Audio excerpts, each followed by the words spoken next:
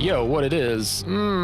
Sometimes it can be hard to find spare time to work on your own projects. If you're like most people, you're probably busy with shit, like whether you have 3 day jobs and multiple kids who all have soccer practice and piano recitals, or maybe you're just busy keeping up with social media notifications all day. Either way, it can be pretty tough keeping up with your own projects. Even if they're important to you, it can be kind of tough. You should be carving out time for anything that's important to you. I'm not super great with time management, so I'm not going to get on a soapbox about this kind of shit, but that is just a fact of science, a scientific fact. If you don't make time for shit, it's not going to happen. So if it's important to you, make time for it. Otherwise, other things that you will deem to be more important are going to step all over that thing that is important to you. So make the time. To maximize your creative sessions, I recommend setting up a writing template for your project. This will save you time because you won't have to set things up every time. And if you just do everything in the same session, it's kind of like having a little playground to tinker with all of your ideas and then export them as you need them. And then just keep coming back to that same project. There's no need to keep creating a new thing for every song, especially if you don't have songs yet. If you're just tinkering with the ideas, it's best to just kind of keep them all in an area. And we're going to use a DAW session for that.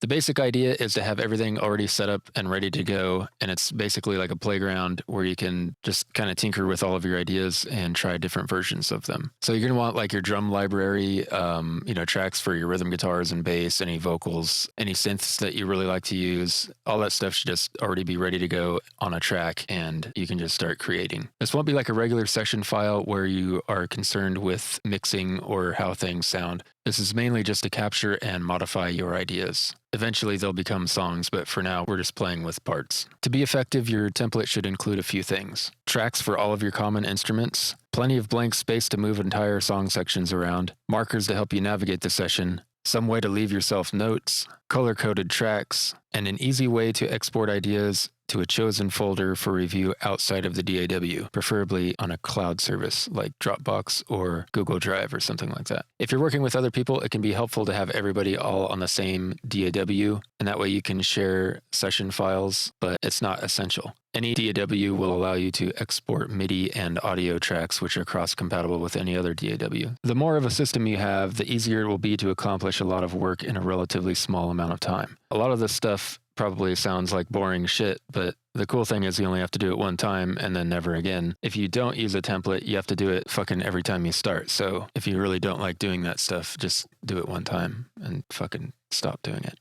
I encourage you to develop your own system that makes sense to you because everybody's different. I'm going to be showing you my system just as an example. You don't have to copy this at all. This is just things that I have found to be useful over the years. Feel free to steal whatever the fuck you like because it doesn't matter. I do think you should try to customize things and make it kind of your own so that it's easier for you to use. Okay, so now we are in Cubase. I'm going to try to make this whole series not DAW specific, so I'm not going to go into too many details, but I will show you basically what I have here and why it's here. Cubase lets you split the arranger view, which is not essential, but it is kind of handy sometimes. And I like to keep most of my navigation stuff up here because then that way I can always see it. No matter what I'm getting into down here, I've always got this stuff visible if I need it. Export range is for markers. So if I'm working on stuff, say it's like over here, I can just make a marker, name it stuff, and then I can export just this marker. I'm pretty sure all DAWs have some version of this. This arranger track is unique to Cubase, but basically all I use it for is for navigating through different sections because I have a keyboard macro, or I guess a mouse button macro set up on my mouse to help me navigate to different sections. If you're not on Cubase, you can actually use pretty much any other track, like an audio or MIDI track for this. Say like if you're using a guitar track, you can just draw in blank sections and you can give them names on most DAWs. And they work the same. The only difference with the arranger track in Cubase is that I have this cool little thing here that lets me try different arrangements, but whatever. You can do it the old-fashioned way if you want by just rearranging things. That's how I often do a lot of this stuff. So that's the arranger track. Tempo, obviously, that adjusts the tempo. Time signature track. So that's why I like to have all this up here where it's always easy to see. I don't have to scroll up for it at any point. And then this noise track. I don't know if you've ever noticed that a lot of times ideas will come to you in the shower or like in the car or something where there's just some sort of constant noise. That's why I have this pink noise track. if I'm feeling a little bit stuck on an idea, or if I'm feeling writer's block, I'll just fucking zone out to some pink noise, and usually something will come to me after a while. And then most of this is just stuff that's left over from my mixing template. I have a marker here for ideas. If I have ideas for certain parts, I can do a ranged marker idea, or just a point marker. Spikes, that's for mixing. Don't need to worry about that. I've got tracks loaded up for all of the main instruments like drums. All I need to do is draw in a little blank little section, and I'm ready to go. Bass. I find MIDI bass to be very helpful for writing. It doesn't always sound the best in a mix. Sometimes it actually kind of works out pretty well, but for the most part, I just use this for writing because when I'm writing on guitar, I'll fall into a lot of ruts, just like my hands will go to certain chords or whatever, and that can be a little bit limiting. So by taking the instrument out of my hands and just putting it on a keyboard, that kind of opens up a lot more possibilities that I wouldn't normally explore just on a guitar or a bass. So another reason I like to use MIDI bass is it prevents me from needing to write out tablature or memorizing riffs. If I just program the bass line, it's usually enough to jog my memory to remember how to play the guitar parts. And then when final tracking comes, then I can record a real bass. But for now, this is fine. So for guitar, I already have my main Kemper tone set up and ready to go on my Kemper. And I have this monitor here. Normally I monitor outside of Cubase, so I don't have any latency. But if I need to mess with some sort of live effect that I want to bring in from Cubase, I can just switch this on and hear my Kemper and adjust the volume without affecting my demo mix. So I'll listen to everything on this track, but I'll be recording on these two for the main rhythm guitars. And then I also have other rhythm guitar tones already set up with tones that I think I might want to use for this project. And this, obviously they're likely to change, but it's just a starting point so that I'm not like, I'd like to have another guitar tone. Let's find one. It's already here. I can just fucking start recording. No fucking problem. Programming. So I have some of my favorite synth sounds that I use quite often, and these are all ready to go, but the tracks are disabled because I don't want these bogging down my session until I need them. Often I will also, I'll program this in with MIDI, and then I'll just print it to audio immediately, and then that way I don't have to worry about CPU usage or anything. But all of these are ready to go, and all I have to do is activate them, and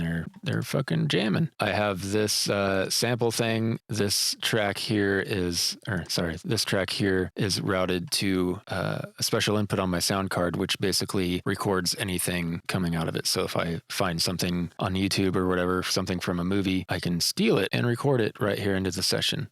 Vocal tracks. I like to come up with vocals as soon as possible. If you wait till all of the music's written and then you just try to put vocals over the top, sometimes ideas don't really work out as well as they would if you had everything in mind from the beginning. So I've got all my vocals here. I've got a place for voice notes. So if I have any ideas, I'm away from home and I have an idea for a certain song, I can record it into my phone and then import it here. And then I can actually have that audio note right here in my session file. So in Cubase, this is a cool feature. Anything that you put inside of a folder, you can use that folder track to edit. So I put everything in an events folder, or everything that is going to have an event goes into my events folder. And then I can just cut that fucking thing up and move sections around, duplicate them, whatever I want to do, and that makes my life a lot easier. I recommend just having a lot of blank space. Like you can have an assembly area kind of towards the beginning where you're just bringing in ideas and everything, and then you actually start assembling your ideas out beyond it. And that's what I was saying about having a lot of empty space. Like right now, this is not enough. I haven't even started putting anything in here, and I'm already up against the wall here. So yeah, my project duration is only 12 minutes. Let's go ahead and bump that up to 2 hours, and then we have a lot of space to run around in. Okay, I'm going to go over exporting ideas real quick. Every DAW is going to be slightly different, but hopefully you have an easy way to export your ideas where you don't have to do a bunch of work. Because remember, we might only have 15 minutes per session if we're really busy with all those kids and their piano recitals or whatever. So the way I have mine set up is it's going to name it after the project name, which I tried to be fairly descriptive with, and then the cycle marker. And then it's going to a Dropbox folder that I already set up, and I'm choosing MP3. And basically all I need to do when I bring this up is select the proper cycle marker. In this case, it's idea 1, add to queue, and then bam. So that might seem complicated, but once you have this template set up, it's really fucking fast because all of this is done, and all that you're really doing is clicking this,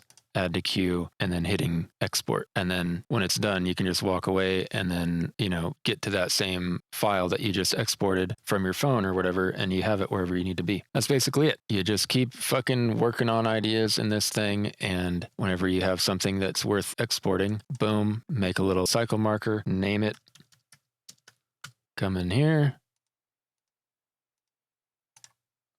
boom, idea 2, it's going to the render bin, click, done.